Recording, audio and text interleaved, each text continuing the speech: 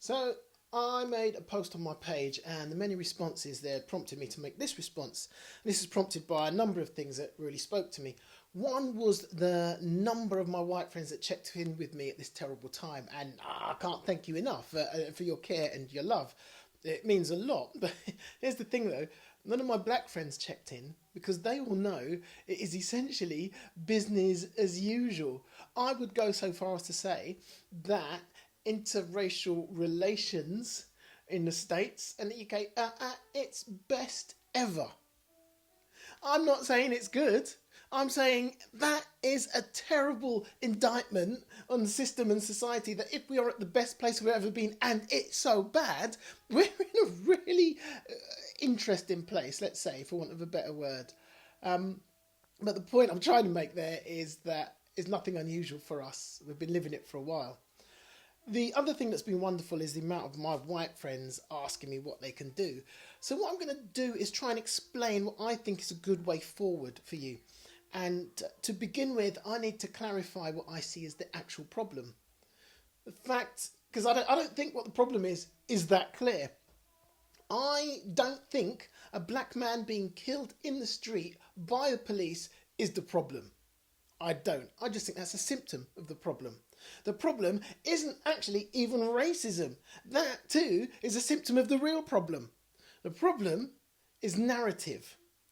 And I'm hoping that what I post over the next few days will help you understand the deep-seated nature of privilege and institutional racism and implicit bias. And it's difficult, I get that. I'll tell you what's difficult about it is that we are using the word privilege in a slightly different way than it's always been used with. So we've got a semantics problem going on. When we say privilege, you may hear something different. So what I'm hoping we do is kind of break down a little bit more what that actually is and what it's about. So I'm going to start by putting myself on the line, actually, and telling you a story I don't often tell people unless it's sort of personal, one-to-one, and I've got a good reason to. But I want to tell you about my first crush. There was a girl at my school. I won't tell you her name. But I had a crush on her for ages. And I finally got the courage to ask her out. I was about 8 years old, I think. I was 8 years old. Where were we going to go? What would a date even look like? Anyway, I asked her out and she said, and I quote, "You'd be all right if you were white." And I look back and I feel no anger towards this girl at all. She was a child. She was a product of a societal narrative that had fed certain things into her head.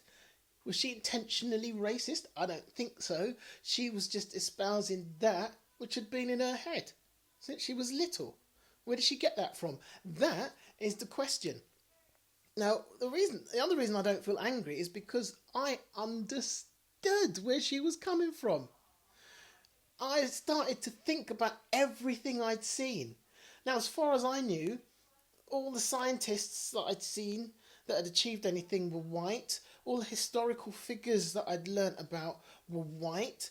Anyone of any prominence I saw was white. And if they were black, they were probably angry. So everything I saw in my head went click, click, click, click, and added up to, well, she wishes I was white. Fair enough. Everything good that I can see is white. I was 8 years old and I went home to my mum and I said, "I wish I was white."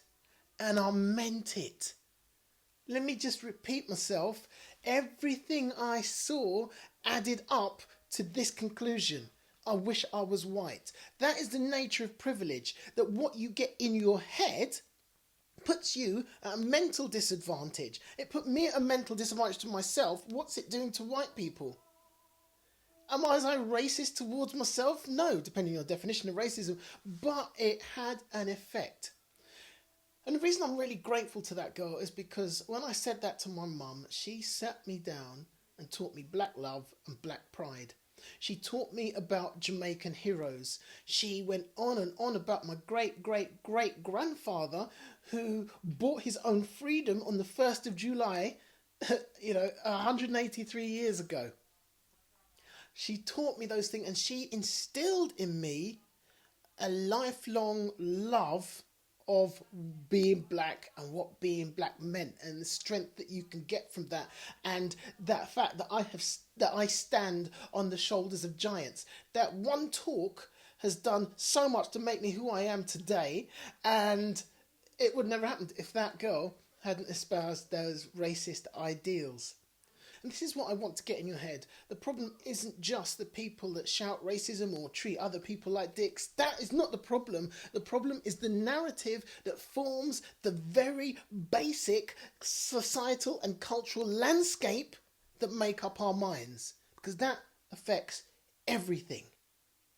And the only landscape I had was what was fed to me day in, day out. I'm sure you know all about the Romans and the Greeks and the Nordic mythology, all of these things. What other mythologies do you know about? What other mythologies have you just got in your head as general knowledge that aren't just European based? We live in a global village. We need snippets of all of those stories. Have you heard of the Benin Empire?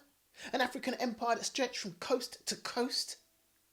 I don't know, I could go on about black history beyond slavery. So here's my reading recommendation. It's a great book. It's a browsing book. You know, it's kind of hard to go from one cover to the other.